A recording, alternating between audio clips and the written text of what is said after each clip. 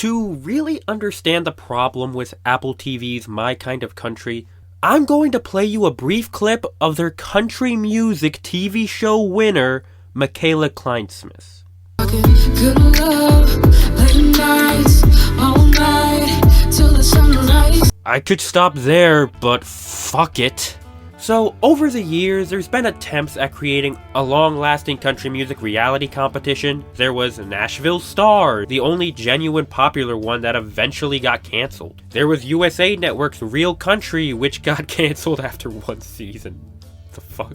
As well as country artists getting some prominent buzz on shows like The Voice and America's Got Talent. But these shows are at least watchable and entertaining, and sometimes we actually get stars from them. Nashville Star gave us Miranda Lambert. The Voice eventually gave us Morgan Wallen. Larry Fleet scored a record deal after appearing on Real Country. And Drake Milligan from America's Got Talent is one of the more buzzy talents hanging around Nashville. I personally don't find any of these TV shows good, nor do I think they consistently give us a genuine popular star, but I can at least get why someone enjoys them. And I can't deny the minimal but regardless elevations of genuine country music talents. But you know what show does absolutely none of that? My Kind of Country.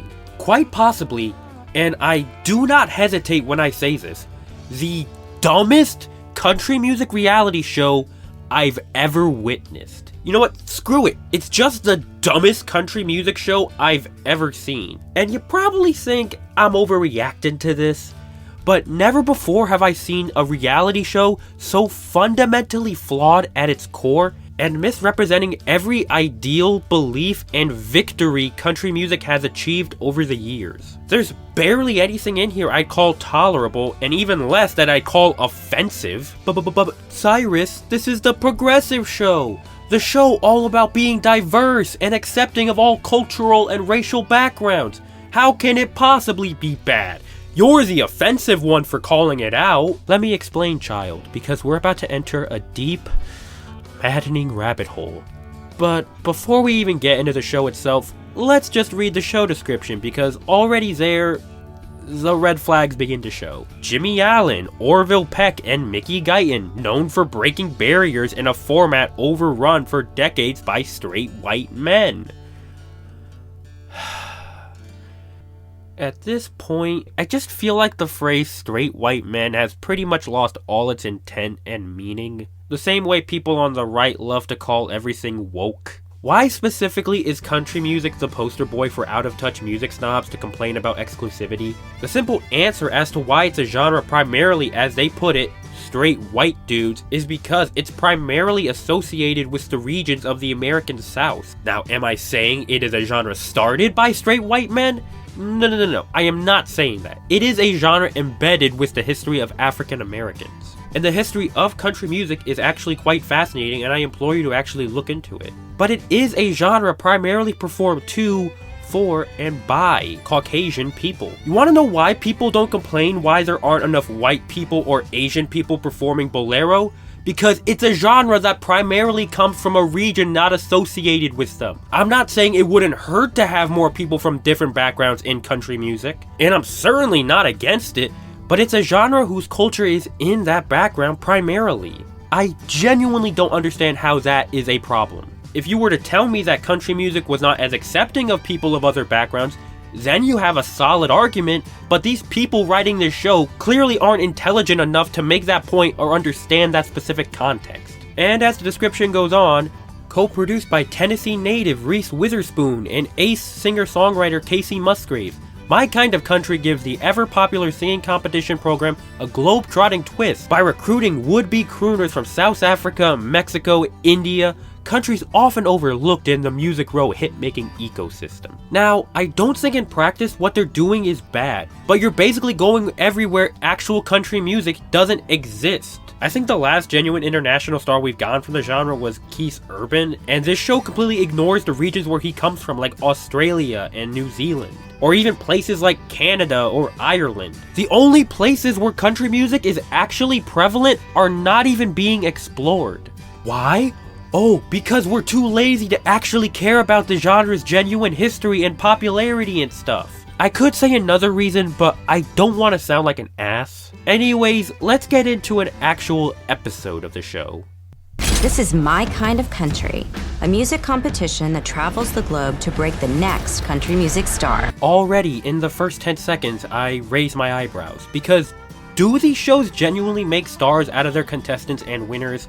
To really put this into perspective, every artist I highlighted as prominent from these shows, they never won their shows. Larry Fleet came in second, Drake Milligan came in fifth. Morgan Wallen, I'm pretty sure, got kicked out in the semifinals on The Voice. Can you name me a single significant country artist winner that won a show that went on to have a substantial career in the past 5 years? I genuinely can't think of one. So already, this show feels like it's giving false hopes to whoever has a chance to win. So, as I previously said, this show was produced by 2 people. Reese Witherspoon is the first one, using her production company Hello Sunshine, which claims to broaden perspective and empower women. And I'm sure they really cared about that when Reese sold her company to a bunch of, as she puts it, straight white dudes for $900 million. The second is Kacey Musgraves, and we all know Kacey Musgraves, the girl behind 3 of the most prominent and acclaimed country albums by a woman during the 2010s. And normally, I would say that having her under the production lens is good, but unfortunately, at this point in time, Kacey's credibility in the genre and her authenticity has pretty much run dry. From her making an album just as bad as it is not country, to her complaining like a baby when she didn't get any country associated nominations, to her deliberately going to a pop label to promote her album outside country markets. I don't know about you, but I wouldn't trust either of them when it comes to inclusivity or country music. I think that's so cool. I have such deep respect for country music. I really doubt that. Jimmy Allen, the charismatic multi-platinum recording artist and songwriter who moved to Nashville with only $21 in his pocket.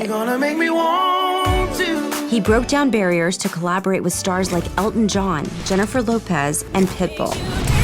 Yeah, because Ray Charles definitely wasn't accepted. Charlie Pride isn't considered one of the best and prevalent artists from the 70s. Darius Rucker and Kane Brown never existed, apparently.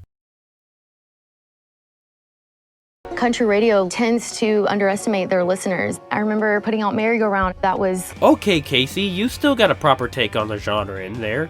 Generally, I agree with that statement. Radio execs seemingly are out of touch no matter what era the genre seems to be in, and I think that's an accurate assessment for the Nashville cesspool. And it's like country music isn't just songs about trucks. Yeah. Ugh, you just had to ruin it, Kacey. I love how when she says that, she plays one of the least country-sounding songs on Golden Hour. This is a show that does exactly that. Find artists who've been trying to break into the mainstream, but have not had opportunities because they don't fit the traditional country mold. Maybe they would fit the mold if they actually played country music. I don't know about you, but this doesn't seem like breaking any genuine barriers for country music. This sounds like something any D-tier pop artist would do, and like I said before, actively ignores the history of African American success in the genre, which is racially ignorant in and of itself. Mickey Guyton is fine, I guess. She's a good artist, definitely unlike Jimmy, and has a history of country music in her career, but let's be real here, it's not like Mickey is making genuine country music anymore. She's essentially become the Nashville poster girl for whenever executives want to claim they aren't racist when they ignore genuine marginalized talents. Orville Peck is probably the only one I'd say meets the genuine qualifications to be a judge. He had to put in the work to get where he is, and I'd imagine he pulled a lot of strings to get on a major label. And he's one of the only genuine country acts who happens to be a minority find genuine success. If anything, I'd say it would make more sense for him to be a contestant than a judge. Because if you want to find the next big thing like they claim, I'd say that's actually Orville. Aside from Jimmy, I don't actively want to trash these guys. I gave a positive review to Mickey's album a couple years ago, and Bronco was my #1 country album of last year. A mediocre set of out-of-touch judges still, but it could be worse. Being the face of Apple Music Country is an opportunity that so many artists with record deals don't get. And this is a big deal. I'm sorry, but what the fuck does that even mean? The face of Apple Music Country? Is that supposed to be a label? Is this grand prize of dreams and success these people are putting into their heads just a small advertisement most users are just going to ignore? Because that's the problem here. I don't understand what this prize or accomplishment is supposed to be. I checked after the show ended, and that's basically what the winner got. An ad slot between Ian Munsick and Luke Combs.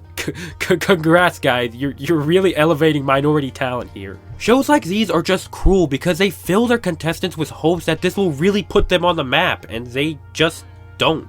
I listened to the EP and it's a generic D-list pop country blah fest that doesn't really seem like it will be genuinely popular, and the numbers really prove that. I tried looking to see where this new release of hers placed on Apple Music's charts, and it just doesn't exist there. This whole victory meant nothing, and it didn't broaden her audience virtually at all. It doesn't help that this album isn't even available on Spotify. You know, the dominant streaming service? I checked YouTube and sure enough, none of these videos had more than 70 views. You wanna know what album people are actually talking about? The new Jake Worthington album. He was also a nobody who went on a music competition show, and now people are finally checking him out because it's about the music. Not some push for identity, but genuine, high quality country music people can't get enough of. And no, it's not because he's another straight white guy like the people who made this show would love to claim. It's because Jake has put in the time, the effort, and most importantly, the countryness into his music to get where he is. Also, I really should specify this. Another problem with the show is, how do I put this?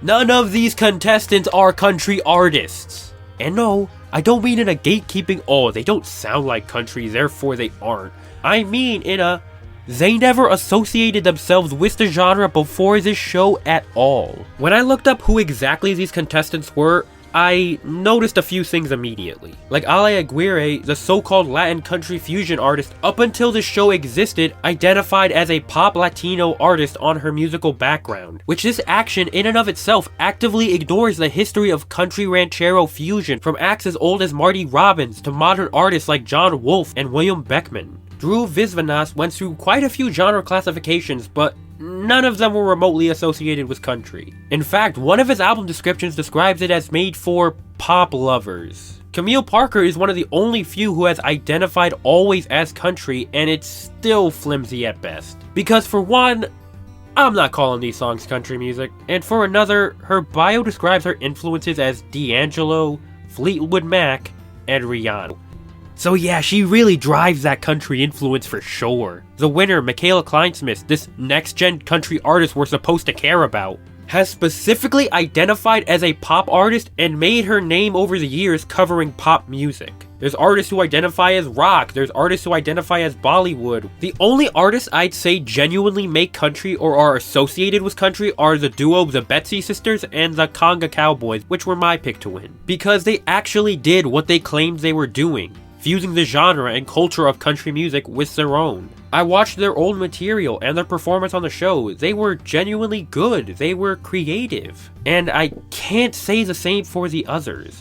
And for another thing, the crew for this show, helping these artists craft their quote-unquote country covers, aren't people associated with country music. The music director is primarily associated with people like Jay-Z, Demi Lovato, Justin Timberlake. But hey, Justin performed with Chris Stapleton one time. I'm sure that means he totally gets how to produce country music. For as much as the show loves to preach about its diversity and such, they could have at least brought Shane McAnally, a prominent songwriter and producer who happens to be a gay man working in Nashville. But no! That would require the most minimal of effort, which these snobs are too good for. There's barely anything country about these judges, the producers, the music directors, even down to the contestants. Imagine if people did this for a show in Latin pop and it sounded nothing like it's supposed to, nor had any sense of its culture. There would be cries of cultural appropriation as far as the eye can see. Kinda like what Gwen Stefani does like every 5 minutes. You wanna know what I think? I think Apple and this newly acquired management company just found a bunch of random artists that fit their checklist of diversity, told them they'd give them and their non-country brand publicity if they pretended to be country artists. Because before this point in the show, I can't find a single shred of evidence they cared about the genre in any significant way. Like, for the love of God, to these people, performing acoustic pop songs is country. So no, I don't think these people give a flying fuck about the genre and its history. Is it too much to ask for people to make legitimate country music that encapsulates both the culture and sonic identity of the genre? Is mandolin too much? Is fiddle or steel or banjo? These are pop songs! None of them are country! Not just in how they sound, but these people are just singing acoustic and calling it country. Like Casey talked about the genre being out of touch at the very beginning of the show. You want to know what I'd call ignorant, out of touch viewing? It's this. This is what I would call it. Because throughout all of this, if you want to point the finger at racial ignorance, this show is the definition of it. It actively talks down to minorities, saying they're only worse as shit if they sign to a major label. They will never find success if they keep trying to be independent and refuse to conform to how they want them to be. That's the message this show gives, while actively ignoring the popularity of several minorities in the field today. I need to calm down. You want to know why I think this show was made? I personally think it's meant to be propaganda for Nashville.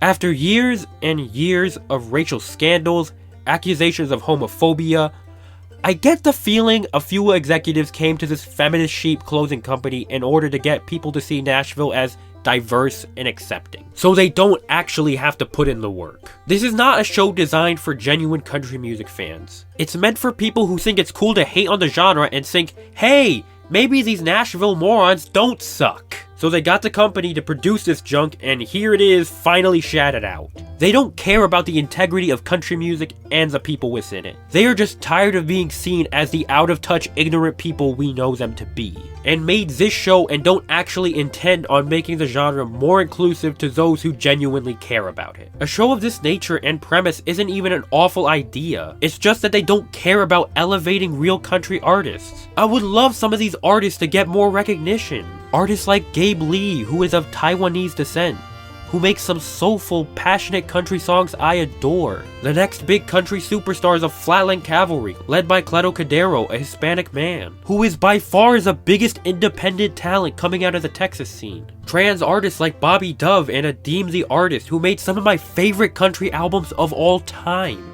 I would have adored if these genuine, authentic talents got a platform like that. But they never will, because big corporate people like Reese and at this point Casey don't care about that. They don't want to fix the problems and inequities in the country genre.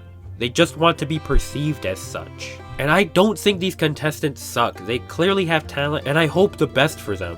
But not in this genre, which they clearly do not have a passion for. And while these people might get it wrong on virtually every front, to me, this is country music. Incredible artists such as Gabe Lee and Flatland are country. These out-of-touch morons think they know what they're talking about, but personally, I know and believe this is my kind of country.